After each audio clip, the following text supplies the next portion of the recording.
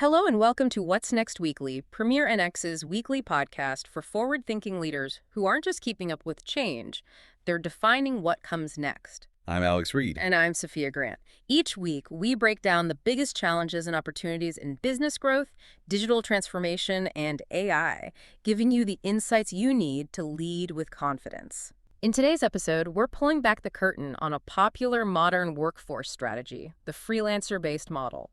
While it offers flexibility, we'll uncover the hidden costs and operational risks that emerge when you try to scale with a fragmented workforce. Let's get started. Okay, let's unpack this. The core appeal is, well, it's pretty undeniable, right? Absolutely. Yeah. Specialized skills when you need them seems efficient. Exactly. You get those hyper-specialized skills on demand, minimal overhead, at least initially. And you can deploy people fast for specific projects. It sounds like the perfect setup, a real efficiency mechanism. It does. But, the question is, what happens when you try to scale that? Turn those tactical wins into something consistent across the enterprise. That's where the problems start. Our sources really highlight that fragmentation quickly becomes a foundational risk. Yeah, a major risk. And the first critical failure point we see, especially for companies trying to grow, is this issue of fragmented accountability and oversight. Right. How do you manage that? Well, if these specialized folks are operating totally outside your main systems, how can you possibly enforce service-level agreements consistently? Or even just track progress effectively across, multiple temporary people working remotely. It feels structurally almost impossible to keep standards high across the board. And that lack of embedded oversight, it feeds right into this second big problem: quality and consistency. Makes sense. If the person doing the work isn't really immersed in your brand, Or they don't get that continuous feedback that internal teams benefit from. then their output can start to feel a bit off-brand, right? It dilutes the overall voice you're trying so hard to build. Which impacts the whole system. And this is where the risks, frankly, just skyrocket, particularly if you're in a regulated industry. Definitely. The third hidden cost, and maybe the scariest, involves security, compliance, and data exposure. Okay, this is where any perceived savings can just evaporate instantly.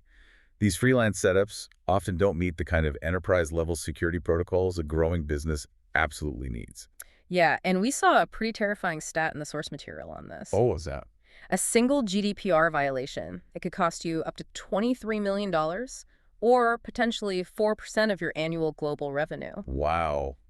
That's a catastrophic hidden liability right there. Changes the whole cost equation. It really forces you to reconsider those perceived tactical savings. Okay, moving on to the fourth point.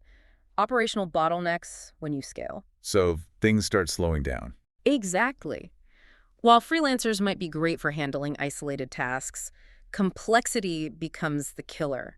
As your projects get bigger, more interconnected. The lack of shared tools, maybe structured processes, and just general continuity. It means delivery delays start cropping up. Painful inefficiencies begin to pile up across the system. It just doesn't flow.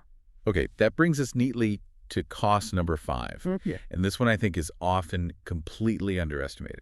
Which is? The hidden costs in time, training, and just constant turnover. The churn. Yeah. High turnover with external contractors means you're constantly onboarding people. Constantly overseeing them, constantly transferring knowledge from your core internal team who should be focusing elsewhere. Right. That loss of focus, the management drain, it quickly eats away any savings you thought you were getting up front.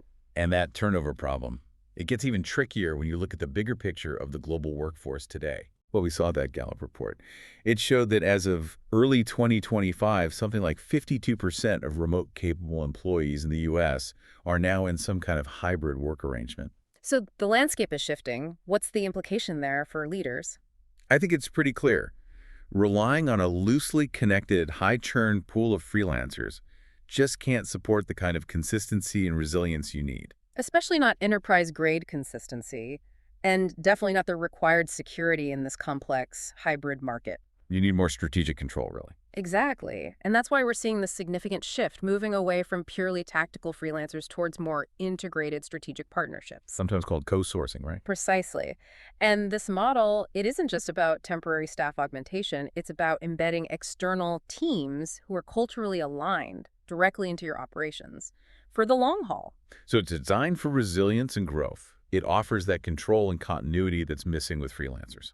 Instead of juggling dozens of individual contracts, you get a unified, dedicated resource pool, one that sort of mirrors your internal culture. And that integrated solution, it's focused more on outcomes, isn't it? Yeah. Across critical areas like, say, customer experience or digital transformation. Finance efficiency, analytics, sales enablement, not just shaving pennies off labor costs. And crucially, these strategic partners.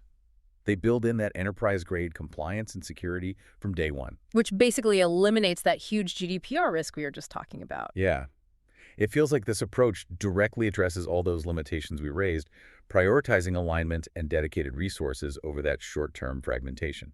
And that's a wrap on our look at the hidden costs of freelancer-based models. We hope this gives you a clearer picture of the operational risks and strategic limitations. Absolutely. If you found today's episode valuable, please subscribe to What's Next Weekly on your favorite podcast platform to never miss a conversation.